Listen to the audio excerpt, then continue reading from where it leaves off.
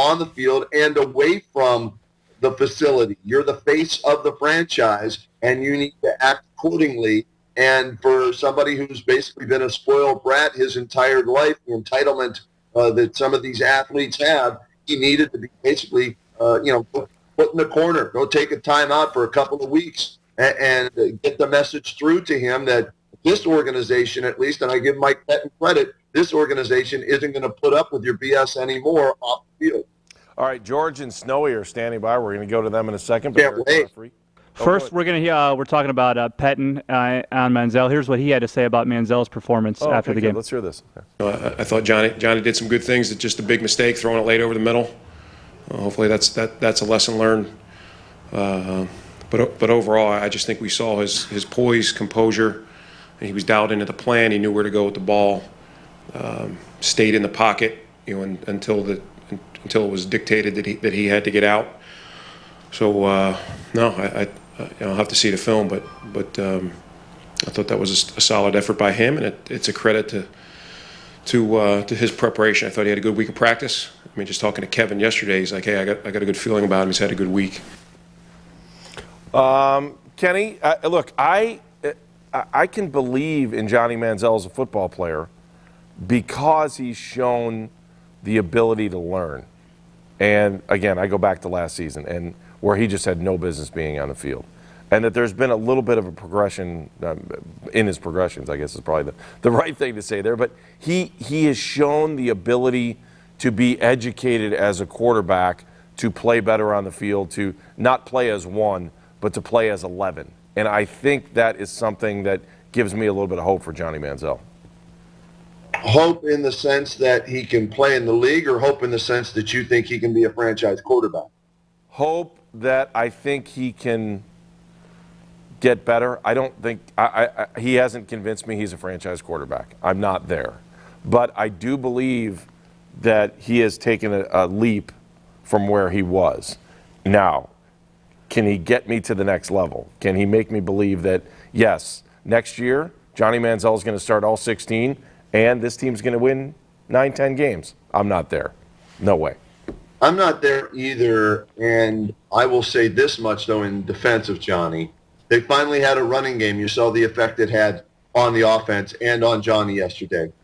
They still don't have a receiving core worth a damn. Brian Hartline has come on as of late. Unfortunately, the collarbone injury looks like he's done for the season, just when he was starting to play well. Now who steps up and replaces Brian Hartline as the wide receiver he can go to? Seems like he and Travis Benjamin have some chemistry, which is a good thing, but the next three teams are going to know that, and they're going to try and take Travis Benjamin away. Who steps up? And the other guy who's the MVP of the team this year, it's not even close, is Gary Barnidge, who comes up with a touchdown grab again yesterday as well. So he's got Barnidge, he's got Travis Benjamin. The running game, will it be as good against Seattle, Kansas City, and Pittsburgh? Two out of those three defenses playing great right now, so we'll have to wait and see. So in fairness to Johnny, do you bring him back and add weapons around him? Does Ray Farmer get his head out of his you-know-what and finally realize he needs to go out and draft a big-time wide receiver in the first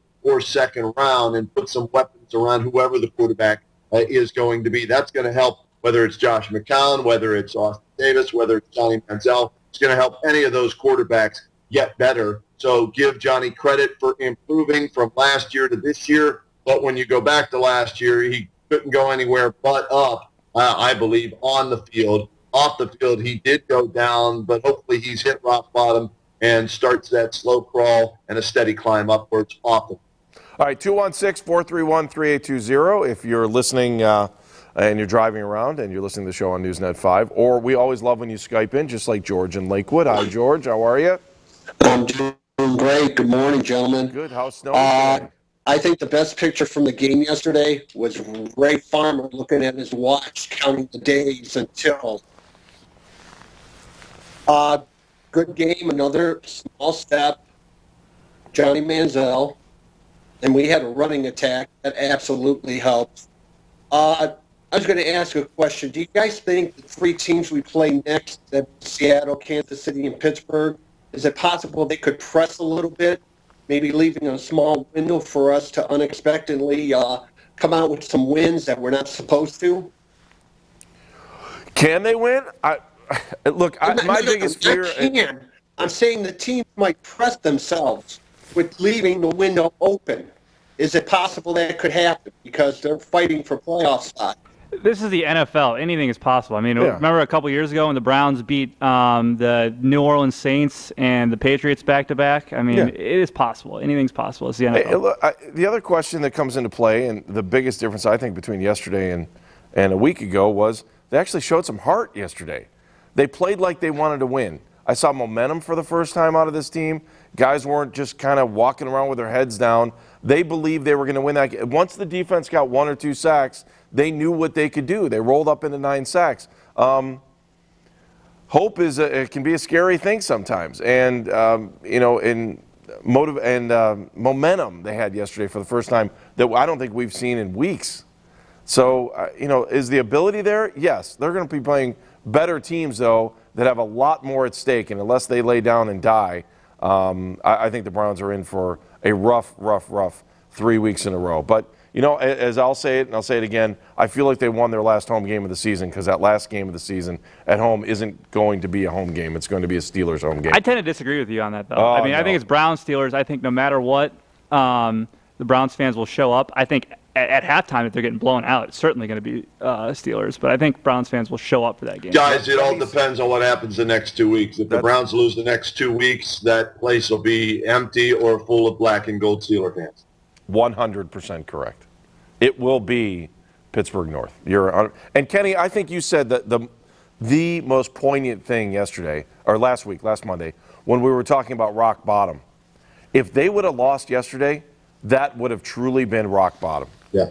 Coaches would have been fired Against a team today, like that, honestly, one of the worst, if not the worst offensive team in the league, if you can't beat them at home. Think about this. They traveled to Chicago last week, flew West Coast to East Coast, back to West Coast. Then they had to travel again from West Coast to East Coast, back to West Coast. And if you couldn't beat a team that had jet lag like that with one of the worst offenses in the league, as well as one of the worst defenses in the league, then you were going to hit rock bottom and not win another game. That was the one game we circled on the schedule that we thought they could win. George, any other final thoughts from Snowy? I mean, Snowy's got to feel fulfilled today, huh? Yeah, of course. I just wanted to shout out to Kenny Rhoda for his job he did on the sidelines Friday and Saturday with the Lake Erie Monsters. Yeah, and Kenny, I actually enjoyed those 2 games, along with the Cavs kicking ass. Different Monsters team this year with the affiliation with the Columbus Blue Jackets. It's going to be a lot of fun. Coach Bednar is outstanding. Enjoying it. All right, guys. Until next week. That's it. I'm really happy for the win, but like you said earlier, it's baby steps for Johnny Manziel. George, I can't believe nothing upset you from the game yesterday? Well, actually, Johnny Manziel hitting himself on the head for his dumbfounded play yesterday, and he at least, his motivation. That's the thing. The team was motivated, and it made me fucking happy to enjoy a game. And all I want is a competitive team. Not for 7 weeks looking like jet lag at Cleveland Hopkins playing like shit. I just want a competitive team. If we lose by 3 points, if we lose by 7 points, that's great. Oh, and it'd be nice on those 9 sacks if we had Khalil Mack yesterday over here. That might have added another 3 or 4 to that total. George, one last question. I needed Snowy's reaction to Ohio State and Notre Dame in the Fiesta Bowl. Oh, absolutely happy, along with my other Bear Brutus. And how about Mount Union advancing to the D3 finals? So Little Ohio State possibly could win a championship. So that's great. And George, just as a public service message, is there anything else you need to get off your? Is there anything you're upset about? There's got to be something bad going on in your world. No, not really. I'm not really upset about anything right now. How about Ezekiel Elliott? Did he get robbed for not getting to go to the Heisman? Should he at least have been invited? Yes, he should have been invited, but someone brought up a good point. There are 900 Heisman Trophy voters. I think that's a little too many. All right, good enough. We'll talk about that. I really do. That's fucked up. That's got to be, someone's got to look at that and trim that down a little bit. Wait, and I think Christian McCaffrey's the one that got robbed because not everyone got a chance to see him because he's on the left coast. There you go. All right, thank you. You guys have a great fucking day, okay? There's your F-bomb, Andy. That's what you were wanting. That's what you wanted, right? You wanted him to drop an F-bomb or two, and he threw you two out there to make you laugh and feel good. You threw that out there, and you reeled that baby in, and you got your F-bombs. I want people to realize that there aren't any rules. There's no rules. Like, we don't, you can say, Kenny, that's the beauty of this show. Yeah. I mean, seriously. I mean, what we do, we're confined throughout the day when we're doing our shows that we have to kind of just stay on the narrow. That's why Right. I like it when people go off. I have no problem with that. None. It's fun. And here's the thing. I'm with you. Ezekiel Elliott did get robbed. He should have been at least at the ceremony. Consider this. And I love Urban Meyer. You can't complain about Urban Meyer. 4 years there. He's going to go 50-4 if they beat the Crying Irish of Notre Dame. He's won a national championship, a Big Ten championship, an undefeated season. He's 4-0 against Michigan. I really can't complain about much. But he cost Ezekiel Elliott at least a trip to the Heisman Trophy ceremony by not using him the way that Nick Saban used Derrick Henry. Derrick Henry had 90 carries the last 2 games. Ezekiel Elliott had 94 carries, I think it was, the last 4 weeks. So that blame goes on Urban Meyer for not using Zeke the way that McCaffrey was used in Stanford, the way that Henry was used in Alabama. And I did the math. If you give Ezekiel Elliott the same amount of carries as Henry or McCaffrey, he has more yards and more touchdowns than either one of those guys based on yards per carry average. Hey, I want to continue on with Browns coverage. Before we leave, though, I want to ask about Greg Schiano and your thoughts on that. Let's. I want to go back to the Skype lines, though. And standing by is, who do we got? Richard Miller? Yep. From Cincinnati Browns backers? Nice. All right. Hey, Richard, how are you? Hey, how you guys doing? Awesome. Thank you for joining us. Boy, I got to tell you, a lot of misery down on the river today. The ship seems to be sinking in Cincinnati, isn't it? Well, it just shows what happens. You get one injury, and look what happens. All right, so let's talk about the Browns first. Just your thoughts on yesterday's Browns game. A win's a win, and you take it. And Johnny Manziel looked a lot better yesterday, and we were very happy to see it. So, although I have to say the tavern's looking a lot like Cleveland Browns Stadium. Used to be you had to get there an hour and a half before the game if you wanted a seat. Now, wander in any time, plenty place to sit. Yeah, did you go to the game yesterday? No, we were there at the tavern. Yeah, the Lucky Dog Grill where we're there. Well, it's funny because that bar kind of resembled First Energy too. There was hardly the tailgating yesterday up here at the Muni lot looked like it was about 55 to 60%, at least at the time that we drive by. I think it's interesting. Let me ask you this, just from the Cincinnati perspective. What do you think, and Cincinnati Browns backers perspective, if you're listening or just joining in for the first time, what do you think is going to happen in the offseason here? What happens? Well, I'll tell you what I hope happens, and that is, as much as I know people are calling for changes with Farmer, if you go back and look at it, that's been our problem. I mean, I saw a graphic the other day in the Bengals game. Brian Hoyer was 10-6 as a quarterback. And he had a couple of bad games, and we booed him off the field and wanted Johnny Manziel. And, if you just keep changing things, is Pettine the answer at coach? I don't know, but how do you judge that with the talent he's got? And, he could be a great coach. I mean, look at Bill Belichick. Belichick became a great coach when he wasn't behind a guy trying to move a team. So, I'm just hesitant to see this constant change all the time because then we're right back where we were. Hey, Richard, just quickly, Cincinnati Lucky Dogs Brown backers group, you meet at the tavern. Tell everybody if they want to join your group, if they're watching here on the podcast or they're watching on the regular show. Sure. We meet at the Lucky Dog Grill. It's at the corner of Route 42 and Tylersville Road. Same Route 42 that's Pearl Road in Cleveland. You could literally take it all the way down here to Cincinnati.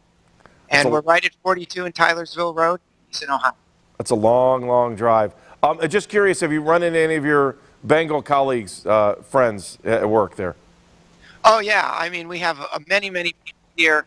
But you have to understand that this is a baseball town, not a football town. So the Reds were horrible. They doubled the Indians in attendance. And yet, this is the first year Bengal games aren't blacked out. So... Yeah, well, that's because they changed the rules. Yeah, that's. Thank you. We appreciate it. We'll talk to you soon. Thank you guys so much. All right, Risto, what are we doing here? Where do you want to go next? We got Tubby standing by, so let me get him up. Is Tubby on the line or no? I got to get him up, but we got. All right, so wait, let me go back to Kenny here for a second. Hey, Kenny. You know, I just, as we look at these next couple of games, I'm still just trying to figure out what direct. Like, I was at the game yesterday, and I'm still trying to get a feel for what's going to happen after the Steelers game. Who's going to get fired? Who's not going to get fired? Do they want to stay the course? Do they not want to stay the course? I would say the best feeling I got still for Mike Pettin is it's 50-50. I don't know that Jimmy Haslam wants to pull the trigger. I also thought yesterday, for a little bit, that Ray Farmer was just done. Like, I've thought that a couple times over the last couple weeks, that there's no way they can go back to Ray. And, you know, you see Ray out on the field before the game talking to Jimmy. Look, if there's no relationship there, I don't know that they're comfortable enough to stand out on the field together and have a conversation, unless it's a show. But I don't think it was a show. Your thoughts? Ray Farmer's trump card, if he has one, maybe is that he drafted Johnny Manziel because he was told by the owner to draft Johnny Manziel, and therefore it wasn't his draft pick, it was Jimmy Haslam's draft pick. We don't know whether that's 100% true or not. We've heard rumblings about the bum on the streets, Jimmy Haslam picking him because what the bum said, and they told. So we don't know. That, if you're Ray Farmer, if that's the case, then maybe you have the fact that Mike Pettin wanted Gilbert and Haslam wanted Manziel, and so you gave in to both of those guys in your first year because you weren't there to hire Mike Pettin. Mike Pettin was there before you, so you wanted to make Mike Pettin happen. You wanted to make Jimmy Haslam happy. Now, this past year, if those are Ray Farmer's picks, you cannot be happy with Danny Shelton or Cameron Irving. Again, yesterday, third consecutive game, Andy, they had a field goal blocked, and if you slowed it down and watched it, where'd the rush come? The teams are seeing this right between Cam Irving and Danny Shelton for the third consecutive game. So based on the 4 first-round picks over the last 2 years, if you're hanging them on Ray Farmer, there's no way he can be back. But if that first year he picked those 2 players for the owner and the coach, then maybe that's his lifeline that's left to keep him within the Browns organization. It was funny. One of my buddies yesterday saw Ray Farmer looking at his watch and was wondering if he had an Apple Watch and if he was texting down to the sidelines thinking the NFL wouldn't know you could text on one of the Apple Watches. Kenny, I have a feeling when this thing's all said and done, someone's going to do a story, maybe us, maybe you, that a lot of the things I think we believe to be true may not be true. Like, I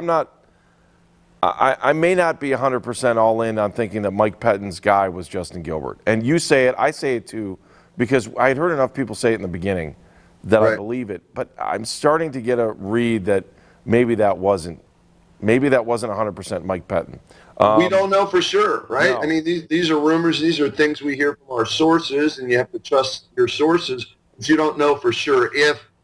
Here's the way I look at it. If Farmer gets a third year, I've got to believe that was the case. If he doesn't, then I think we'll know those draft picks were on Ray Farmer. And if you're going to have a top 3 pick in this upcoming draft, and that's the thing that hurt yesterday, yes, it's a victory Monday, and you're celebrating as a Browns fan, 9 sacks. Johnny made baby steps and threw a touchdown pass and all of that. But you may have cost yourself the first overall pick in the draft with that win, and when April or May, whatever it is this year, rolls around, will you look back and say, damn, that they shouldn't have won that game, or are you going to look back and say, no, that's all right, we're the second or third pick's fine, but then you miss out on your draft pick that maybe you really want, or could be the franchise changer. But the question is, who will be making that pick for the Browns? All right, let's come back to this in a second. Tubby Dog is standing by. Tubby was nice enough to pull over in his car. Yo, what up? What's up, my P-Sack brother? What's going on?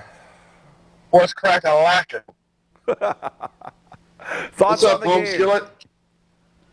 Hey, what's going on, Road Dog? But hey, you know what, Kenny? I got to take issue with you on a couple of points, okay? What? Okay, first of all, I understand the blocking on the field goal and stuff, and yeah, it's kind of on those guys, but Coons is also a low ball kicker. That kid's got to figure out how to get a little bit more lift off the ball. He was perfect for the first 18, then all of a sudden there's 3 that he's not perfect on. To me, that's more blocking than him. I won't completely rule him out, but I think it's more on the blocking when I see guys splitting the two defenders. Right. I mean, I understand that, but I mean, if you watch his approach from previous games to this game, he changed something. It's all off. It's different. Tubby, are there a lot of low ball kickers in the PSAC or no? Say again? Are there a lot of low ball kickers in the PSAC, the conference that you cover? No. There's not a whole lot of. There's not a lot of low hanging balls in the PSAP. It's a difficulty. I think sometimes you get into a situation where you have a conference where a lot of the kickers, their trajectory is low, and I had heard before. With a lot of low balls. For some reason in Division 2, there's not a whole lot of low balls. Yep. There are more high balls in the PSAC. More high balls in the PSAC. I didn't realize that. Okay, well now I feel I'm enlightened. Right. What else And you got then the issues second with? Come point on, is let's talk. talking about swing and then messing up the first round draft pick. I've been looking at the mock drafts and all that stuff coming out as much as I can, and I'm really not seeing that franchise-making player. I mean, there's no Amari Cooper, there's no receiver. Even the quarterbacks aren't like pick that everybody salivated to get that number one pick. I believe consistently, like if you look at everybody's, you can draw a line across the draft, and all the talent level for the top 10 picks is going to be about the same. Their respective positions. I mean, there's no true game team in the top 10. So even if we drop down, like out of the first round pick and go into like 4, 5, 6, still not that bad. Tubby, your phone line's busting out, man. I wish maybe just go find another spot and call us back in a couple seconds. All right. It's just, or you know what? I don't know. Are you on? Are you using like a microphone off of your phone or something? Does the PSAC sponsor your connection? No, PSAC does not sponsor my connection. Oh, that's There better. we go. You did My that? connection is sponsored by GetGo. Nice. Is that better? Yeah, it's better. I can hear you a little bit more. Here's what I'll say to his point about the first round pick. That's where your scouting staff comes into play, Tubby. Your scouting staff has to find that best player in the draft, and that's something the Browns have not done. Look at Khalil Mack. Look at, go back over. Odell Beckham Jr. was out there. There were guys to be had, and they passed on those guys even when they traded down. So you've got to be able to find who that best player is. Is it Joey Bosa if he comes out? Is it the Heisman Trophy winner, Derrick Henry, if he comes out? Is it Dear God, don't for Alabama running back. For fuck's sake.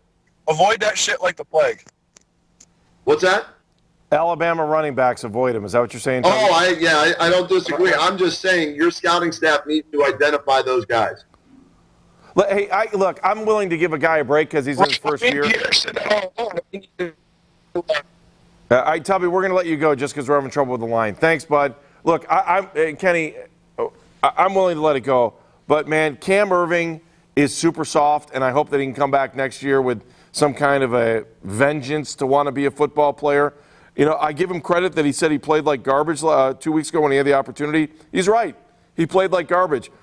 And then you've got a first-round pick where you're in a position where these young guys should be out on the field, and they're not out on the field. Justin Gilbert, let's go on that, and I'll go back to that again.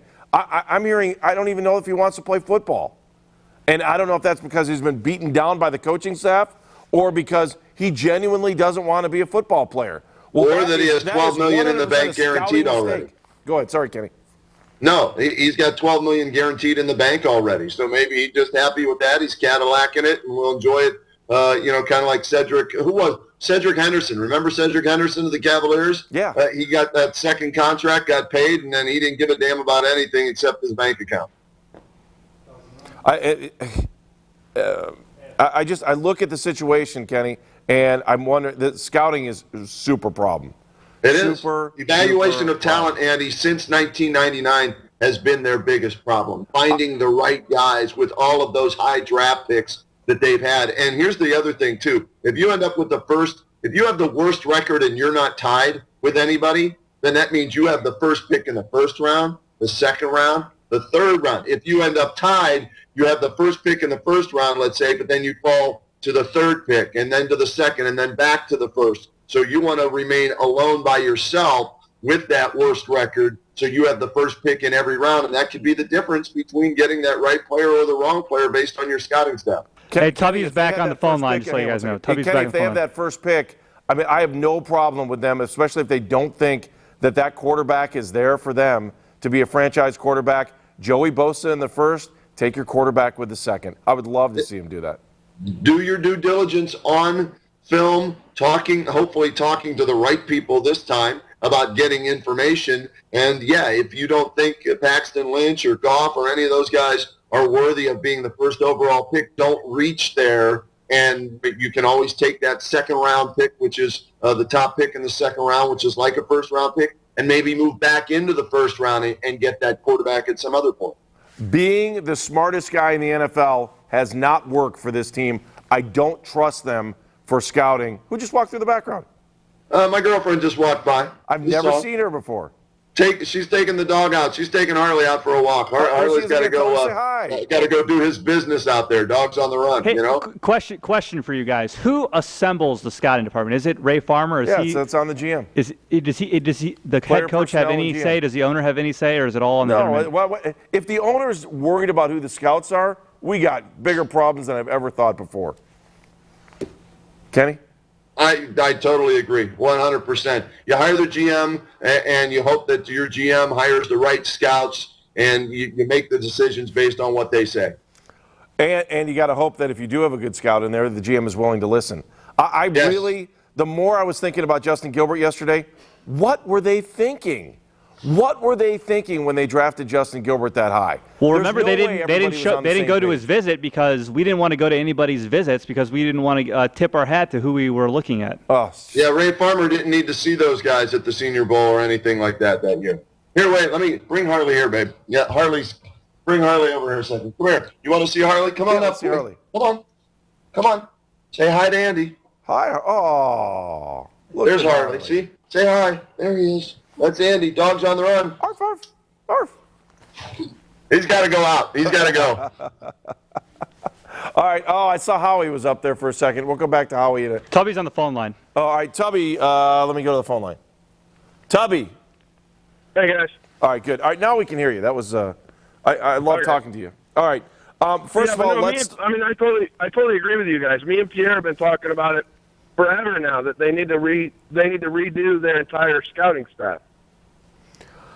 So, but I mean, I still think once you do that, once you clear out the scouts, you get some decent scouts in there, you figure out your actual need for the team and like the ability between the first pick and the 10th pick. I don't think there's any real difference.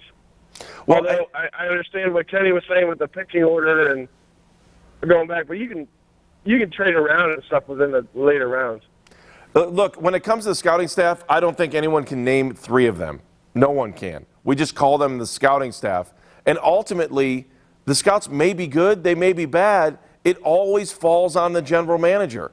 Who thought Dwayne Bowe was a good pickup? Anybody? Anybody? No. Well, I did it first. I did too, but I just... I didn't. I thought Dwayne Bowe was a piece of crap and was stealing money from the Browns when he didn't have a touchdown last year. Not a single touchdown last year. He's going to go 2 years in a row without a touchdown. See, I can live with that if they didn't throw him the ball in the end zone, but he has been that. Justin Gilbert and Dwayne Bowe are the two biggest busts, and I don't know why. Look, at some point, even when they were Ben Tate in there too. What is it? Add Ben Tate into their that category too as one of the top offensive free agent signings they supposedly made. No, that's a good point. What were you going to say? Go ahead. I was just wondering if Johnny ends up losing these next two games but plays decently, do they go for another quarterback still, or do they stick it out with Johnny? Yes, they still have to go for another quarterback without question. You draft one regardless of how Johnny plays over the next 3 games. It's just a matter of where you would draft that quarterback. So exactly. You wouldn't keep. So who do you let go then? Do you let go Austin? Do you let go Connor Shaw? Well, Connor Shaw. I'm sorry, forget about Connor Shaw. He's a practice dummy. Okay, no offense to Connor. I'm glad that he's still in the league and getting paid and all that. But for me, he's not the answer. I saw one game last year. Forget that. Austin Davis. Do you want to bring back McCown as a quarterback, or do you want to bring him back as a coach? Maybe you do so as a coach. and have, I don't know. You bring in the Browns should have 7 quarterbacks in camp next year to try and find the right one. And that means drafting another guy or 2 and signing another free agent or 2. Get as many guys as you can and bring them in there and try and find the right one. And Tubby, this depends on who the coach is next year, too. If Mike Pettin's here, I would venture to say Josh McCown, Austin Davis, Johnny Manziel. If they can coexist. And it goes back to last offseason. Remember they had that off-site meeting where Mike Pettin and Ray Farmer had to meet, and they had a big come to Jesus, and everything was great, and we're on the same page. There's no way those guys are on the same page right now. No way. The only reason Dwayne Bowe is on this team right now is because of ego. Someone's ego that said, we signed him for $9 million, keep him on the team if we might need him. The last thing we would want to see is our overweight wide receiver go somewhere else and play good for another team. Question. It's all ego now with him. Question for you guys. If you guys are betting men, which some of you are, would you say the field, Johnny Manziel, Josh McCown, or Austin Davis is your starting quarterback week 1 next year? Johnny Manziel is your starting quarterback week 1. What do you think, Kenny? I'm going with the field. And to your point, Andy, the same page, they're not reading the same book in the same room at that organization right now. They're not. They have totally different books. One's reading Dr. Seuss, the other is reading 50 Shades of Grey, and they're totally, so far apart. They're totally in disagreement with each other. It's ridiculous. All right, Tubby, where are we going with this team in the future? Where are we going? I think if Manziel can hold his own and not screw the pooch sort of thing in these last 2 games, I think he ends up being your starter. Very good. Tubby. Can I ask Tubby a question, Andy? Yeah, go. Let me ask Tubby this question. Tubby, what are you more concerned with, the way Johnny plays the next 3 games or the entire offseason with Johnny?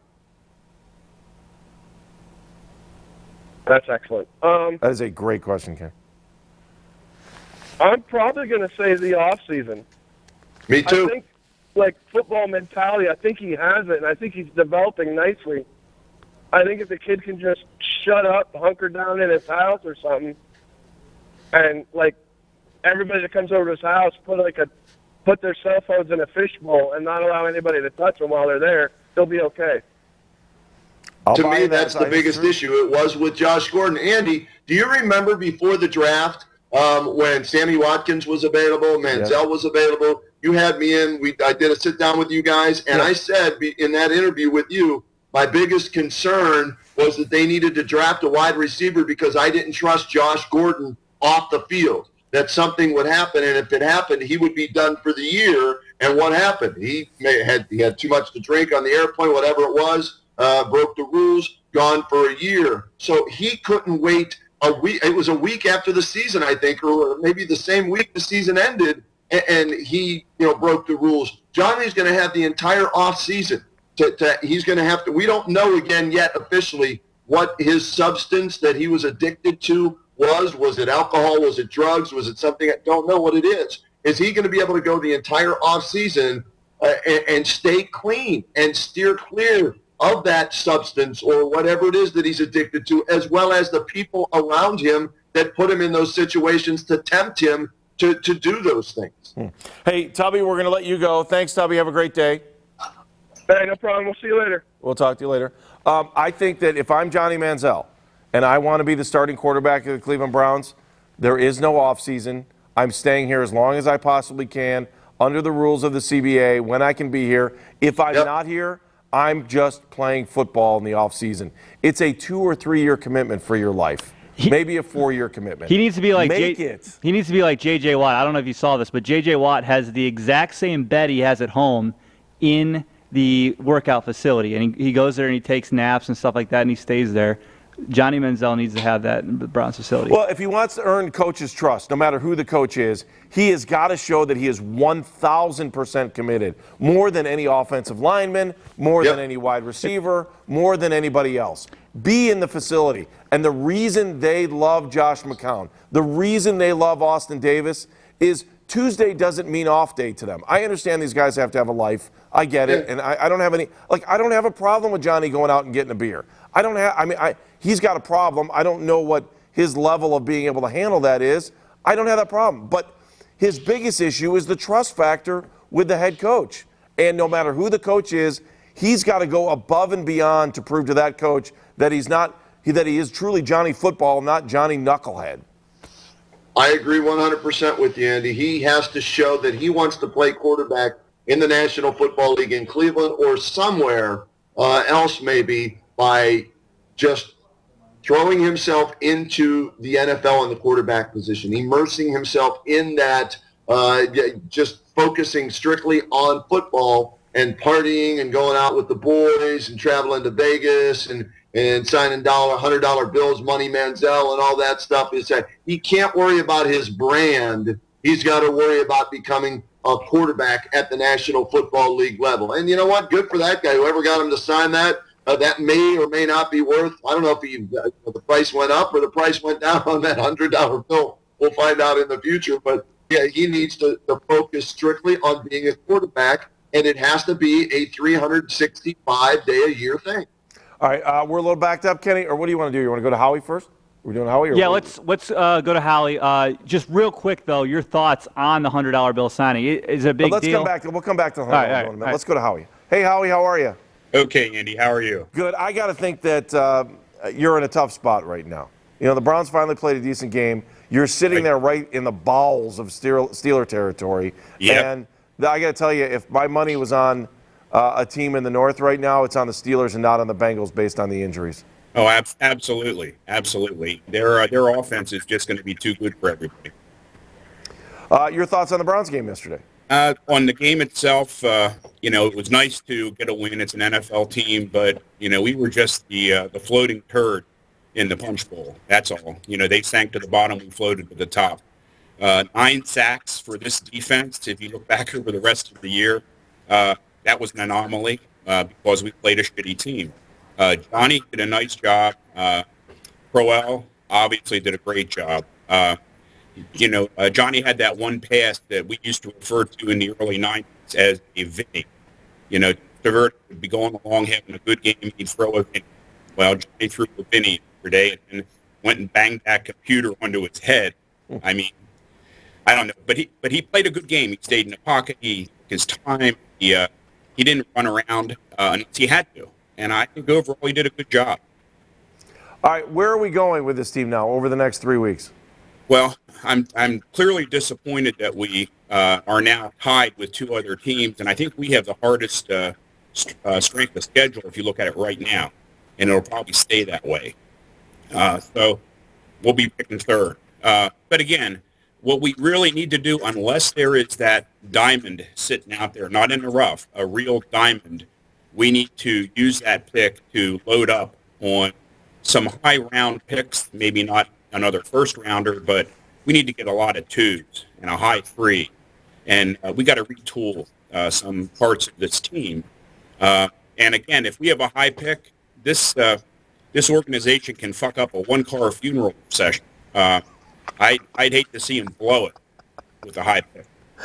I think more than anything, we need to hit on some picks. Honestly, we need to hit on. We haven't hit on picks. Look, I think they gotta get some players. You're right, hit on picks. They need some guys with some grit, some attitude. I mean, the one thing I saw from that Steelers-Bengals game, those guys care. You're not fighting before the game because you're at least you're showing some passion. I don't know that we have that here. I don't know that we have guys that play for the Cleveland Browns that eat, sleep, and drink football to the point that they hate the other team before they walk on the field. They've studied them so much, and they want to dominate them. I don't see that attitude. Yesterday was the first time I saw momentum. I will say this, Brian Hartline plays every play like that. I think Josh McCown plays every play like that. But there aren't enough guys in skilled positions, and for some reason, the defense looked alive yesterday. Dante Whitner looked that way yesterday. Here's the thing about the Bengals. I read this stat, too. The Bengals have the most players that they drafted on their team. Right. It just shows you. If you draft well, the Bengals were terrible in the 90s. They were the Browns. I mean, they were worse than the Browns in the 90s. But if you draft well, you can build your team up, and they've done a great job. Well, they were probably better. At least they had a team on the field in the 90s. We weren't there for the whole half the 90s. Yeah. Yeah, we weren't there for the whole. We don't remember. Howie, quickly, just because we're running late on the show, tell me about your club again and let folks know where they can go. Well, we're actually moving to a new location. Hopefully this Sunday, the place will be done. It's still going to be Ted's Bar and Grill on Route 22 in Harrisburg, but they're moving about a mile to the east and doubling the size of the facility. We may have a room for ourselves that'll hold up to 80 people. We'll have a private entrance, our own pit house, which is great, and so it's going to be good. Just a quick note on the off-season thing. What we really need to do, and I told you guys in the last show last year that Josh Gordon was going to tramp on his stick, and he did. What we have to do is the team needs somebody on staff to really just babysit any of the potential trouble guys like John, like Gordon. Pay him $1,000 or $2,000 a week, $100,000 a year to keep them out of trouble. And if they make it the whole year, you give them a $50,000 or $100,000 bonus for babysitting. Somebody that they trust to do that, and it's a friend, a real friend to those guys. That's what they need. All right, Howie, thank you very much. We appreciate your time. Thank you, guys. We'll talk to you soon. Bye. Eric, the referee, 11 minutes. What do you want to do with our last 11 minutes here? We're going to get Matt Lodi real quick, and then Okay, I we're want to going hear to from him. I'm looking forward to that. Kenny, before we get Matt in here, I just think the Steelers are on a mission right now, and especially knowing that they have the Browns, that's like having a game in hand. With their 2 back on Cincinnati right now, Andy Dalton's out, Tyler Eifert's off. I don't think the Steelers have a chance of winning the division. They're going to get in as either the 5th or the 6th wild card. Kansas City and the Jets are ahead of them with the tiebreaker right now. They're both 8-5, and if KC and the Jets win out, the Steelers are out regardless of what they do. They need some help, and Kansas City's schedule is one of the easiest schedules remaining. The Jets need to lose a game. The Steelers got to go to Denver. Steelers can't afford to lose another game. So it's not right now. Is there anybody playing better offensively than the Steelers? Probably not in the National Football League, but they dug themselves such a big hole where even if they went out at 11-5, remember when the Browns were 10-6 and they didn't make the playoffs? Yeah. The Steelers could go 11-5 and still not make the playoffs. You can talk to Matt about that. Maybe he has a breakdown of KC's schedule and the Jets' schedule. But the Steelers, they have the Broncos. I forget who it is the following week, and then it's the Browns the last week. So they've got to win all 3 and have either Kansas City or the Jets lose one of their last 3 games just to get in as a wild card. Just checking one thing here. And let me give you this, Andy, while you're looking that up. I looked up Tennessee and San Diego. Those are the 2 teams the Browns are tied with right now at 3-10. Right. Tennessee has a game at New England, home against the Texans, at Indianapolis. Those are their 3 games that are left. Well, those San Texas Diego has a game at home against the Dolphins, then they're on the road against the Raiders and the Broncos. So if they all end up with the same record, let's say it's 3-13, that win yesterday by the Browns could cost them the first pick and end up picking 3rd overall in the first round, 2nd overall in the second round, and then finally have the first pick in the 3rd round. Let's go back to that North. Basically, we're saying the Steelers have to win out, the Bengals have to lose out for them to win the North. For the Steelers to win the division. That's the only thing. That's the only scenario. Because the Bengals have the tiebreaker based on, I think it's first, it's head-to-head, and they split. Then you go division record, conference record, common opponents, and the Bengals defeated Seattle and somebody else where the Steelers lost to them. Let's go back to that other thing. We were talking about the Browns there. Oh, and there's Matt Lodi. We'll bring him in a second. Tennessee, that's who we're worried about, right? Yep. You've got 2 Patriots, teams Texans, fighting Colts. for playoffs in the Texans and Colts. Yep. So neither one of those games will be easy. Right. And then who was the other team you had in there? San Diego's 3-10. They've got the Dolphins at home, which is a winnable game. Let's be honest. The Dolphins aren't playing so well right now. Raiders, that's a potential winnable game, and they don't have to travel to the East Coast. That's already on the West Coast. And the Broncos. All right, let's bring in Matt Lodi. He's walking around his house right now from SteelersGab.com. Hi, Matthew. Hey, guys. Good morning. Good. All right, so we're talking about the Steelers here. The Bengals, could the Bengals fall apart for the last 3 games, and could the Steelers come through for the last 3 games? Let's start there. That seems like a pretty tall task.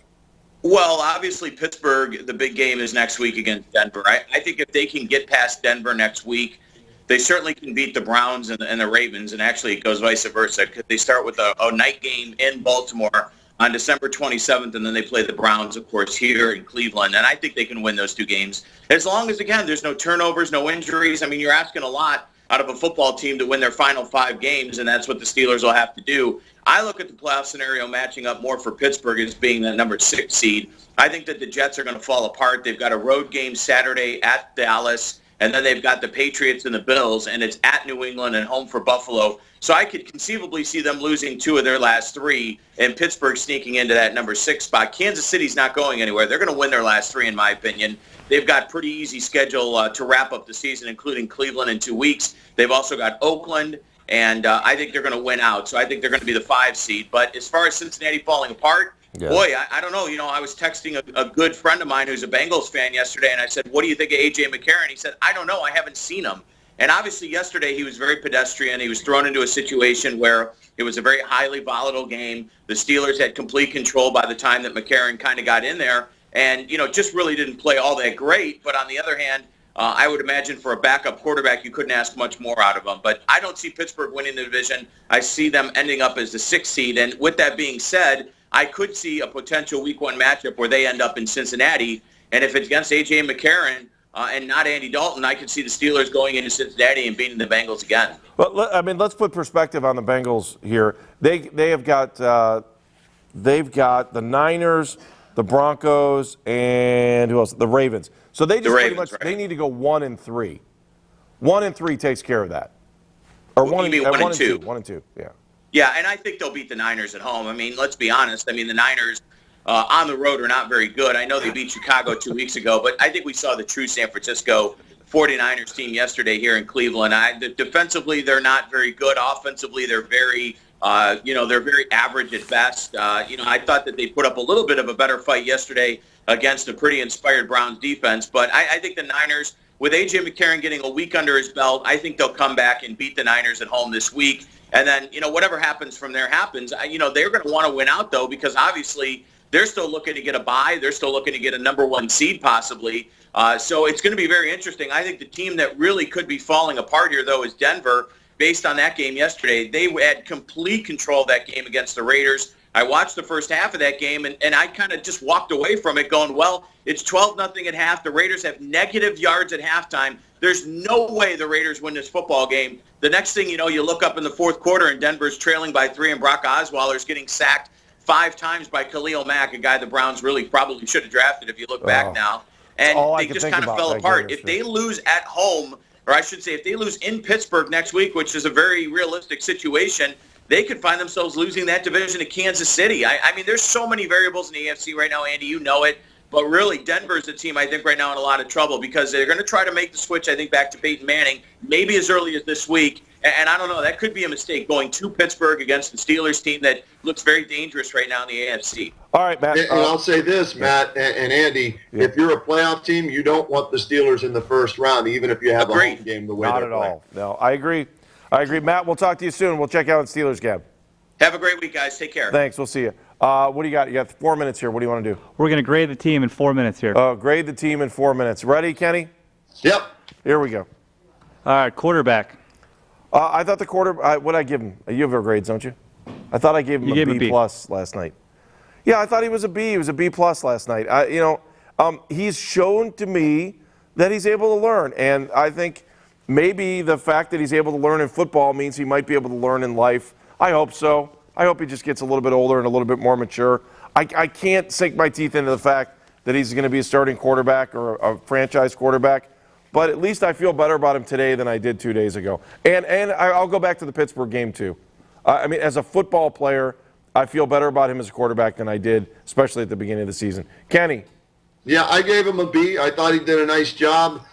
He didn't kill them too much. Again, luckily they were playing a crappy team, or that 10-3 lead right before the half when he threw the pick might have been a 10-10 tie going into the locker room at halftime. He also took a couple of bad sacks, but they got the win. He's 500 as a starting quarterback for the Cleveland Browns this year, 2-2. So I gave him a B for his effort yesterday. And like you, Andy, let's hope that he can improve off the field as much as he's improved on the field from last year to this year. All right, and Pierre gave him a B as well. What's the next B topic? said Manziel has to protect the ball better. Or protect the ball better. All right, for the running backs, it's hard not to give him an A. Isaiah Crowell, career high rushing. But that's based on the offensive line, too. The offensive line came to play And let's not discredit Pat was it the Stewart, played Browns pretty well or was too it the yesterday. pitiful rushing defense of the Niners? A little bit. Yeah, it's both. They're a bad team. But it was fun I to watch. tweeted this out yesterday, guys. What are you supposed to do against a bad team? You're supposed to run like crazy against them if they can't stop the run and beat them by a couple of touchdowns. And that's what the Browns did to a bad team offensively and defensively and on the road. So they did what they were supposed to do. They showed they were not the worst of the two teams playing yesterday. It was fun to be on the other side. I kept saying that to myself. This is what every other NFL team sees when they play the Browns over the last 7 weeks. Next. All right, the wide receivers. Brian Hartline going out for the season. That's going to hurt. But Sucks. what did you guys think of their play yesterday? I thought we include the tight ends in there because big play Garrett. Yep. That was a good. That might have been one of the most well executed plays I've seen all season. The touchdown pass on the crossing pattern. That worked to perfection, and Johnny put the ball exactly where he needed to. When you go through the receiving, look, you don't have a lot of receivers on this team right now. No, and they did a nice job, Andy. Hartline had over 100 yards before he hurt his collarbone. You had Travis Benjamin coming back to the football. I gave him a B yesterday. I thought they did a nice job in helping Johnny out, and they ran some good routes and did some decent things yesterday. I'm with you. Next. Defense. The defense showed up. They had 9 sacks. I'm so used to giving them an F. They did what they were supposed to do yesterday. Maybe that's a B, but I saw momentum, so that gave them an A for me. 9 sacks, 10 points, barely 200 total yards, and all day long they were after the quarterback. I gave them an A. They weren't in the red zone until that final drive. It was the first time they got into the red zone. Go ahead. Pierre said B because they still can't hold the edge on the run. That's the only reason why he couldn't give them an A. How many rushing yards they end up with yesterday? They had 71. Wow, to see the Browns at 230, it's like a miracle. Go ahead. It's usually the other way around, right, Andy? All right, last but not least, Coach Pettin. You know what? They showed up for him yesterday. I think that, are you playing for your coach? They talked about it in camp all week. Are they? I don't know that Pettin's getting fired right now, so that's probably why I gave him an A. They actually showed up yesterday, which should be the bottom standard. Instead, it's the top standard. The thing that's going to come back to haunt Mike, I think, is the benching of Johnny. And if they can win 2 of these next 3 games, people are going to say, why didn't Pettin play him earlier? I'll be honest, though, it didn't matter at that point because when he had made the switch, there was no playoff hope at all. So whether he sat him for 2 weeks for the long-term health of Johnny Manziel, if he turns into something, then maybe it was worth it and it was a lesson well learned. Kenny. I gave him a B. I thought the game plan was decent, but again, at halftime, the game was still in doubt against a horrible San Francisco team. Now, they came out in the second half, had a nice drive, 90-yard drive, whatever it was. They end up winning the game. And I will defend Mike Pettin on one thing, what he did with Johnny Manziel. You cannot have a player, the face of your franchise, the quarterback of your team, the starting quarterback of your team, come to you, look you in the eye, and lie to your face. You cannot have that. And if he had to send the message and it cost them 2 games, so be it. Hopefully it pays off in the long run if Johnny can get this thing turned around. Would Kevin lie? No, he wouldn't. No, he wouldn't. Kevin would not lie. What do you got? Are we done? All right, final thoughts, real quick. I'm going to even run the final. Do we even have the final? Oh, there we do. I haven't been running anything lately. Final thoughts. I haven't done much on those sound. Kenny, do you know I have all these sound effects I never use? I have no clue. Watch me. Ooh, yeah. What the what? Yes. Yes. What else I got? You need to get Borat in there with high five and we could high five on Skype. I kind of like this. It's my Les Levine button. There it is. Final thoughts, Kenny? I thought the Browns did to a bad team what they should have done to a bad team, and that's beat them at home, get a win, feel good Monday, victory Monday for the team. The question is, can they win another game this season? I don't see it. Maybe they can prove us wrong, and maybe they are making more progress than we think they are. But the next 3 weeks will tell us more about this team, the 2015 Browns, as they play at Seattle, at Kansas City, home against Pittsburgh. And it will tell us more about Johnny Manziel's future as well as Mike Pettin and Ray Farmer's future. So these last 3 games, not only an audition, I think, for Johnny Manziel, but also for Mike Pettin. Are they still playing for him? And can any of that talent that Ray Farmer brought in here, start to show some progress as well? Kenny, I want nothing more than Johnny Manziel to be the franchise quarterback of this team for years to come, because that means they can go out and draft other guys next year. But the problem with this whole situation is, if I'm begging for a guy to jump off the page in the last 3 games, chances are he's not the franchise quarterback. And again, I go back to, okay, let's say he plays decent the last 3 weeks.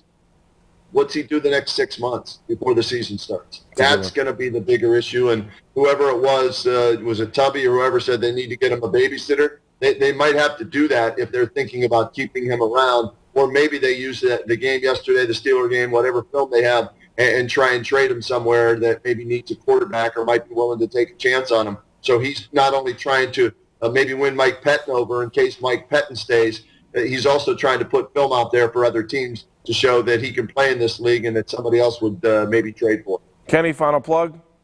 Final plug today, I'll be down WHBC, 1480 AM, WHBC.com. You can download it, get your phone out, go to the App Store. You can listen to me wherever you go. And, of course, we'll be talking about the Browns' victory. We'll talk a little bit about Ezekiel Elliott getting snubbed.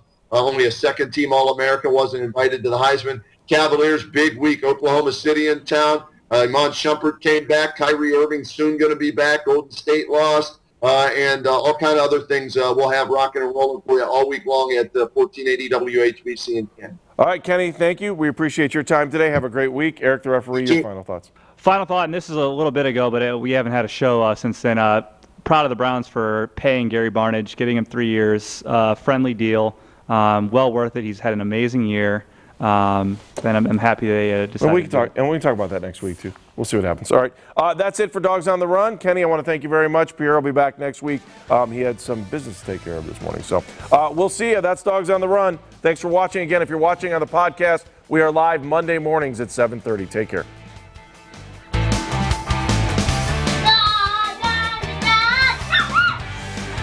You got it, dude.